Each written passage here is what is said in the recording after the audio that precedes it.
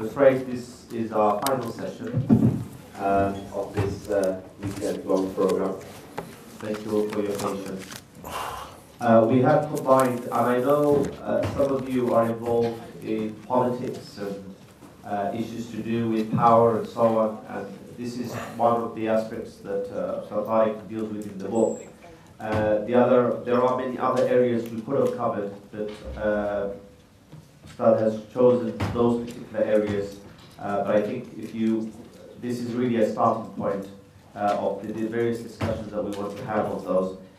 So please appreciate that within the period that we have to just choose some of the key areas.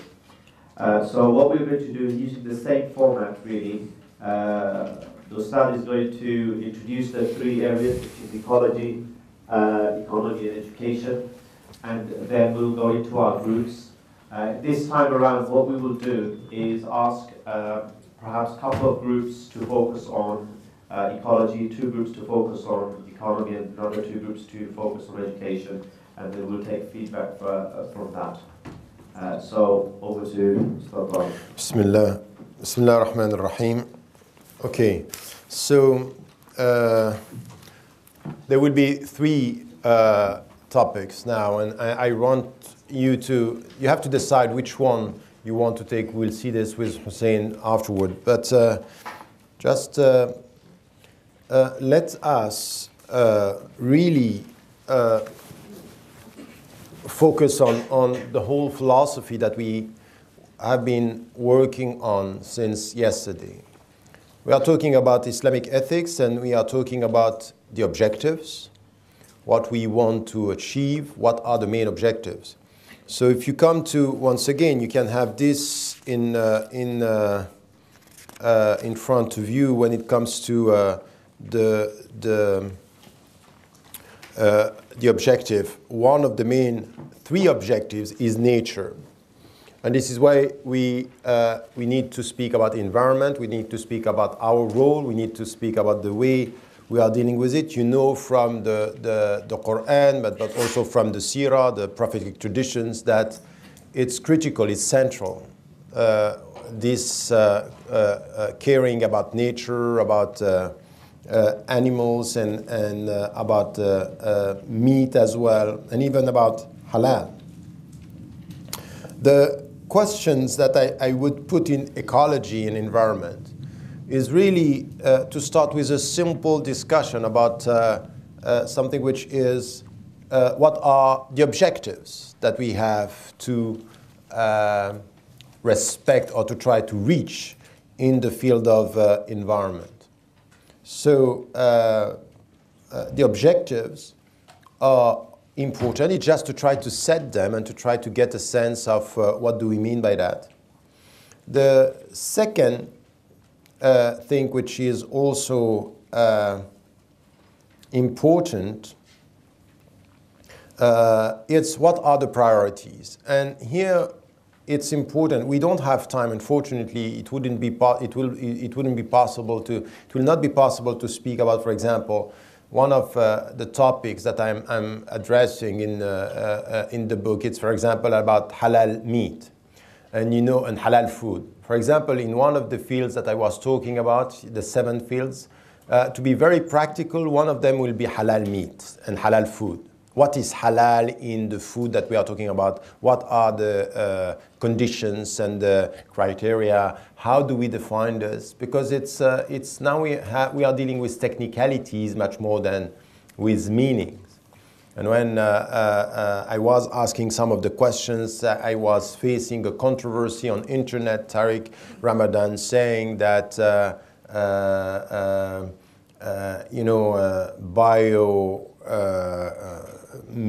how do you call this? It's all the bio products and meat and the way they are treated in some by some people might be more halal than the way we kill the animals and we slaughter the animals. And I'm asking the question in the book, what makes halal meat halal? Is it the way we slaughter the animals or the way we nurture them and we respect them alive, and not only the way we kill them? So we are now dealing with technicalities, but the way the animals are treated is just un-Islamic by definition. But we're not tackling this. So the point here is, what are the objectives and what are the priorities? And do we have, and this is the third question, do you have something to say or to contribute with as Muslims? So what are the objectives? What are the priorities? What could be our contribution? Which is exactly the whole philosophy of what we have been talking about since yesterday. Okay, objectives, its priorities, and contribution. In economy, one first, apparently a simple question, but in fact quite difficult. For those of you who are interested in economy, do you speak about Islamic economy or Islamic ethics in economy? And what could be the difference? Is there something special in Islamic economy that you can call it Islamic economy? Or are we dealing with Islamic ethics in economy? Just respond to this question first. Okay, where do you stand on this discussion? The second question is, what do we want exactly? Do we want to do as good as the current economic order, or do we want an alternative? And to this you have to respond quite clearly. What do you want when you speak about ethics in economy? Because what we have now, it's, are you going towards an adaptational reform or a transformational reform? Which today, everything which is coming from what we call Islamic finance and Islamic economy is adaptation. It's to create niches of halal transactions, Sharia compliant transactions, and we have windows in the global order. But all this is to adapt ourselves to the current order. So what do we want to achieve? If you were to come with, okay, what are our objectives in the economic field, what would you say? Which is not to sit down and to dream of another world. I ask you to be realistic. What are the realistic objectives in economy that we may have? You get the point? Because if you want to be efficient, it's not only to dream the objective, it's to get realistic objective. And having said that, give me 2 or 3 questions that you want to put to the scholars of the text related to economy, to the current order. What are your questions? Now, the last field, and once again, you know, for me, all this, and for you, you need to value your questions. You get the point. Huh? All the discussion today is not only to come with answers. And the book is not, it's full of questions. You read the book and say, wow, it's much more complex than what I thought. It's full of questions. But you have to value at the end of today, this seminar, not only the frame that was put to you, that you can accept or not, but the point is, within the frame is all the questions and the seriousness of these questions for you and for the future. Value your questions and not only what is coming from a scholar giving you answers. And this is the problem that we have. We want very good answers, but we don't value sophisticated questions. And it might be that today we are not going to leave from here with answers, but these questions are helping us to move ahead and to try to move on and to try to find other answers and more efficient answers. The last field is education. And we are always repeating from an Islamic viewpoint, it's all about education. Aqra is education, it starts with this, there is no way of being a Muslim without education, and we all agree on that. And what we have now, we are qualifying education. The same way as we have state and Islamic state, we have education, Islamic education. So my question, the first one, a simple one to put, a difficult one to answer and to respond and to address, is once again, what for you is Islamic in education? Is there something which is specifically Islamic? And if yes, what? Now, you remember yesterday we said everything when it comes to practicalities should be contextualized. So in our context, and think about your context in the UK now here, or in Europe, because some of you are coming from different countries, what would be the priorities for you in the field of education today?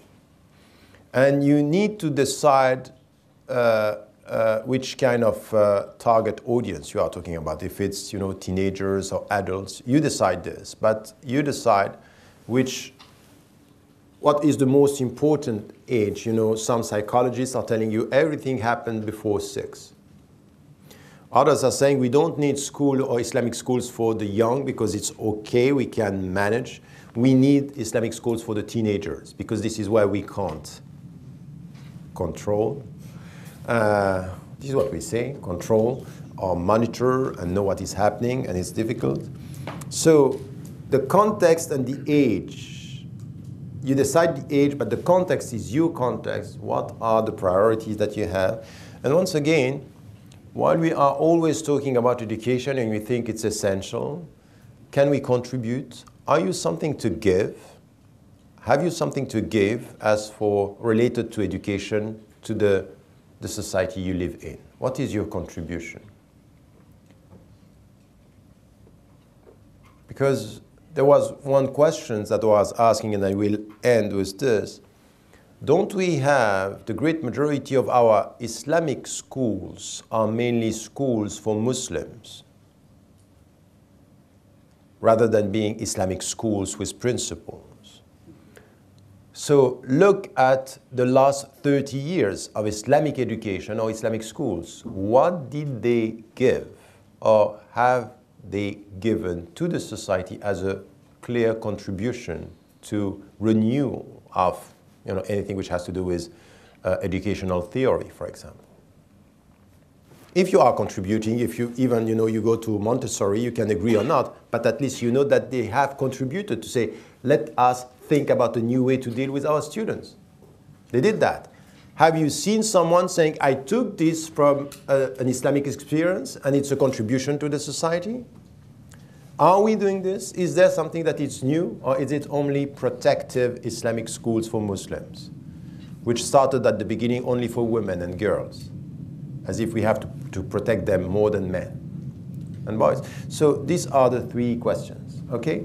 Topic, the first field about ecology and environment. What you are saying mainly is that there is a lack of awareness and not getting the sense or the understanding that this is one of our priorities. And not only this is true for within the community, it's true also for the Muslim scholars. Very often we talk about, you know, respecting nature, but the behavior that is connected to this big word and concept of respecting nature is not translated into what is expected when it comes to many of the things that you are saying. So the lack of understanding means that there should be not only an interest, but something which has to do with education. And if you look at many of our scholars, they can speak about environment in very general terms, but not really knowing what are the challenges and in which way Islam is responding to one of the challenges. So we need a specialization also for scholars in that field, which is not the case. We have few people who are, there is one sister who has converted to Islam in Sweden, who have been very much involved in sustainability and development. We have Ma'il Azzuddin here in the UK, and some of other people. There is, I forgot his name. He is based in, subhanAllah, I forgot his name. He wrote a book on contemplation. Malik Badri. Malik Badri, that's it, Dr. Malik Badri, who in fact is the starting point of anything which has to do with environment, is contemplating nature and understanding the beauty, and this is where it starts. So there is one thing that you are saying that we need also to focus. It was said by the second group, but when it comes to education, For us, environment and respecting nature is one dimension of our spirituality. It's one dimension, the way we look at nature and the way we respect. So it's a prayer, you said it, but the way it has to be put in our priorities is really critical. It's critical. It's a spiritual dimension of our religion, is in which way we are not saying we only pray 5 times a day. Our relationship to nature, our spirituality is to remember Allah's signs in nature. And this is why we are respecting. It's an act of love. So this is something which is a deeper contribution when, as Muslims, we don't only come to the rules, but we understand the meanings. And this is also the way we eat. And especially, I have been repeating this, but I think it's so revealing, the fact that during Ramadan, in fact, we are not eating less. We are just eating more at different times, which is the reality. And all the supermarkets, they all know this. And they are now opening, places where you have halal food during Ramadan because they are making money. The whole philosophy here about environment, we are not going, if we enter this, because now environment is also a fashion. You can see, transnational corporations coming with this, and they are, yes, we are respecting nature, this is, natural products. They are making money with our attraction. And this is not the way. We should not come with environment through something which is a new market to make money, but a new spiritual take to come with what you were saying is responsibility. And it means we need to come also to things that are not touched so far. But are we going to say that if there is no alcohol and there is no pork, everything is halal? Whatever is the product, whatever is the origin. If, for example, you have children that are treated like slaves and they are producing products that you are eating and you are using, is it halal? Is halal only the technicalities? Right, for example, once again, I'm repeating this because, for example, I don't drink anything which has to do with Coca-Cola, for example.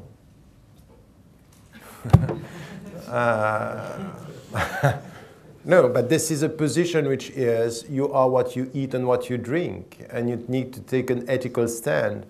But this is at a personal level. But do we have a discourse and understanding coming from our scholars for them to understand what is happening?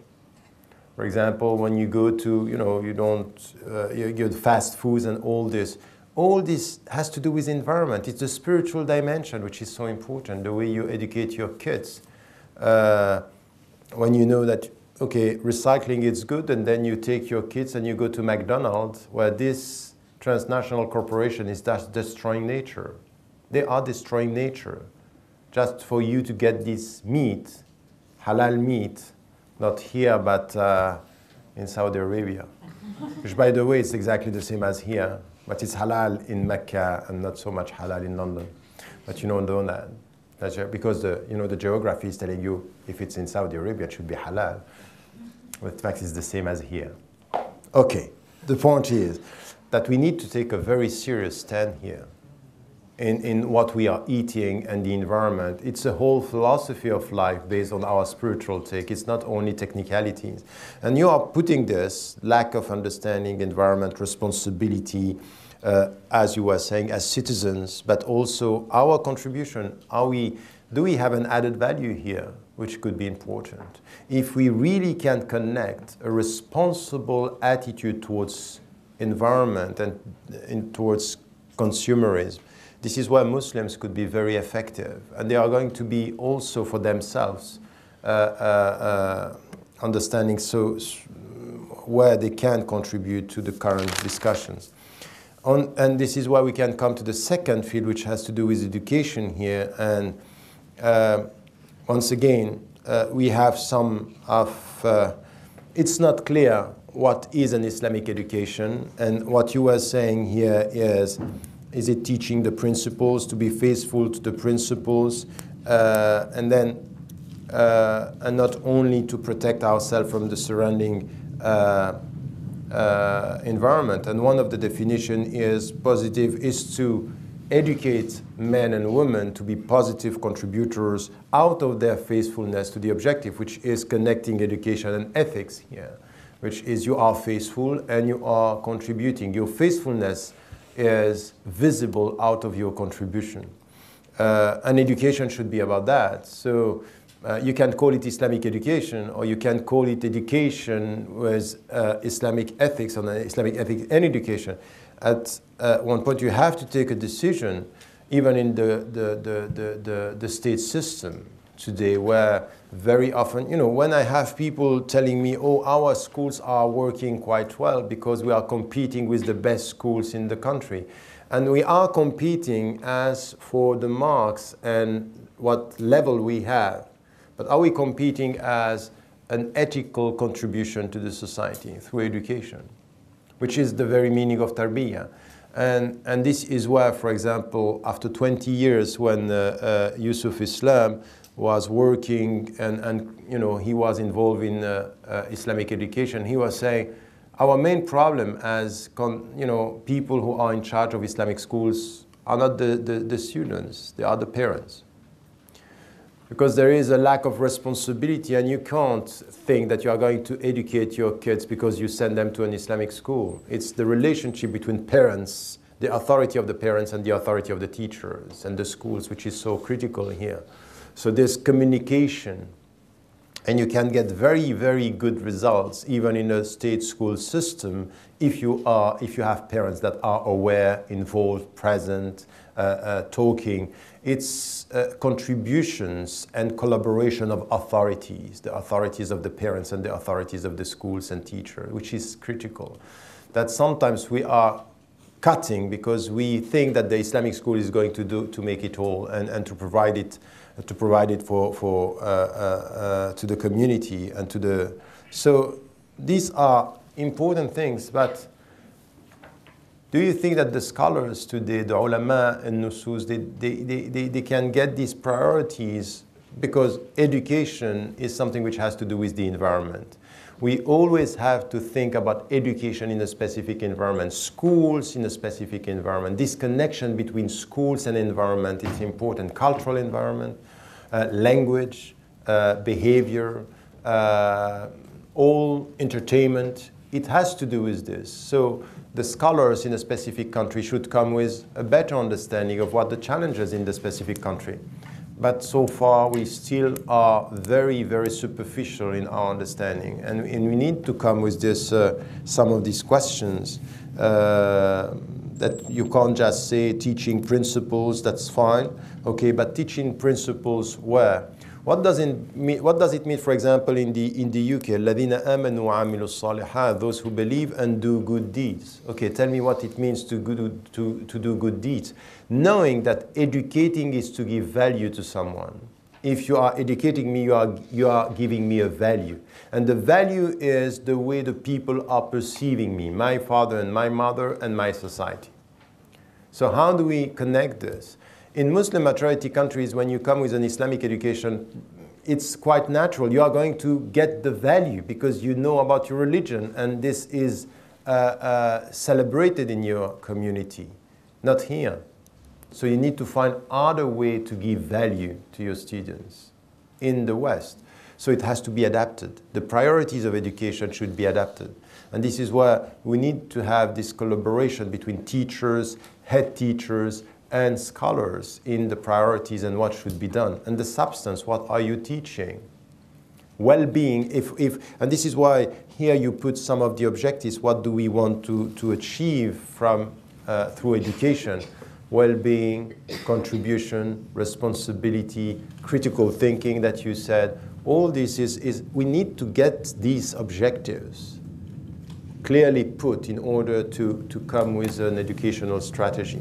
And when I am listening to what you are saying is that to be careful that sometimes we think that we have an alternative system, but we are cutting ourselves from reforming the main system. If we are serious about being truly British, we shouldn't avoid being involved in the state system and to try to be effective there. The great majority of our children are in the state system. This is one. The second, we need teachers. We need, psychologists being involved in the schools. We need parents to be involved. So it's really a whole philosophy once again, and this has to be done at the local and the national level, and to stop dealing with education the way we are dealing. It's, as you said, out of fear. This system is a corrupt system. It's going to corrupt my kids. I want to protect them. I can understand this attitude because very often if as parents you are not involved, you are going to lose your children in the system. But you can do exactly the same with an Islamic school because you have exactly sometimes, schizophrenic attitudes that are there. So we need to tackle this. Education, it's important at all these levels. We need to get the priorities. What do we want to do? And for example, higher education, it's also important. What is our contribution as citizens in higher education from the viewpoint of Islamic ethics? What are we contributing? What are we giving to while you see what was done by our predecessors in the great Andalusia, today what is our contribution in that field? While if you look at the figures, it's really amazing how many students do we have in universities. But for example, in education, when we organize something, the Islamic organization, all this Islamic organization, very often it's Islamic Awareness Week, it's debates around Islam, it's about us. We talk about us and we want to present to people we are nice, but this society needs many other topics to be tackled by us as citizens, like environment, like education, like the system itself. We are not there and we are not involved. And through this experience, we can come back to the scholars and deal with them and also to set the priorities and what are our objectives. And just to end with economy, it's quite interesting. I will start with the second group and to come to the first one. Is what is interesting here is the fact that when I was asking about Islamic economy or Islamic ethics in economy, I was asking just, can we talk about Islamic economy? Is there something which could be, and the answer that we got is, if we change the whole system, we are able to speak about Islamic economy, but as it is now, we can just speak about Islamic ethics in economy. At the end of the day, the real question is, are we going to adapt the system or are we going to try to change the system, to transform the system? And it's a question because the Muslim economists today are not clear on that. With all what we have, I don't know if you were following all the discussion with the crisis, so many people saying we have the alternative, we are not facing the same, bankrupt, it's different, we are protected. That's fine. It's true that in some situations there was a protection. We all, not only for the Muslims, by the way, but all the people who had a protective way of dealing with the current economy. It's not only because they were implementing Islamic technicalities and techniques, but at the end of the day, the perception is we have an alternative, but all the, as it was said, the people who are working in economy are saying we are changing names, but we keep the same procedures, which is not exactly true because they are things that are specific, but it's still within the system. And this is where we are not ambitious in that field. And very often in Muslim majority countries, for example, in the petromonarchies, they don't care about anything which has to do with economy. The Islamic dimension of Sharia is in punishment and traditional settings, but not in dealing with the economy. No alternative in economy. So you said that, and I think that this is where we need to come with first knowing how we name what we want to do and what are our objectives. And it's easy here to say we want an alternative. Now it's quite clear that in isolation, the Muslim economists are not going to get anything. While we have from within the system with Christians, with even atheists, people who are criticizing the system and they are trying to find something which is an alternative. We have many of the tools and we have some of the visions that are necessary for that. But in isolation and the way we are doing it now, and sometimes the way it's organized in Islamic banking is problematic. And this is exactly where in the book I'm saying, if you want to understand what is adaptive reform, just go for economy and you will see what we are doing is to adapt ourselves to the current system. And there is no alternative which is proposed. For example, the book Western Muslims and the Future of Islam, when I was in Malaysia, I was told before going there, you know, it's great, it's really the great model of Islamic economy. What I saw is mainly American Islamic economy. And then I haven't seen anything which is an alternative. It's just, I saw some people in computer sciences working and having small enterprises doing things that are very interesting, independent. And when they, you know, remember the economic crisis during the 90s in the region in Asia, they were protected because they were completely isolating themselves from the current system, and they had an alternative without interest way of working, which was quite interesting and still interesting because I know that they are still working. They are trying, and you have some small and middle enterprises that are doing this, and you have entrepreneurs that are trying to come with creative at the local level, and we can and we should support that, having in mind that this has to be a bigger project for the future. But what is proposed now in Malaysia as an alternative model, if you just study it, is not this. It's just and this is why we have to come with the clear objectives. Do we want to do the same, or do we want to do something else differently as to distributing wealth, as to justice, as to ethics in economy, or an economy at the service of human beings, which is not clear as to our discussion. The book, Western Muslims and the Future of Islam, I got a call from your Oxford University Press telling me your book has been banned from there. Because I'm criticizing the system. I was criticizing and still is criticizing the system. But this is exactly where it's important to know where we are heading. And there is a lack of, yes, there is a lack of creativity in this. As you were saying, another system should be our main objective. But today, this is not what we are doing. And we keep on speaking about, talking about Islamic economy and Islamic finance, while it's quite clear that we are not doing the job. And this is the best example of this legal attitude, obsessed with the rules and forgetting the meanings, forgetting the objectives. This is where our ethics is lost in technicalities. We are so focused in technicalities that we are forgetting and missing the point. So these are the three fields. Just want to tell you, for me today, why this is important, what we have been doing. First, for you, is to think about the questions that you may have and to see where are the limits of our thinking, and to understand that there are many other fields. We just chose some of the fields. But all these fields are, once again, coming back to us, the critical thinking, asking the right questions, prioritizing what we need to do, and then this is where the work with the ulama and nusus should start. This is what we need now, and these are the critical questions that we have. I hope that out of this, with this seminar, at least you are more confused as for the simplicity and the complexity of the question, because some people say, oh, you know, we know what we, no, we don't.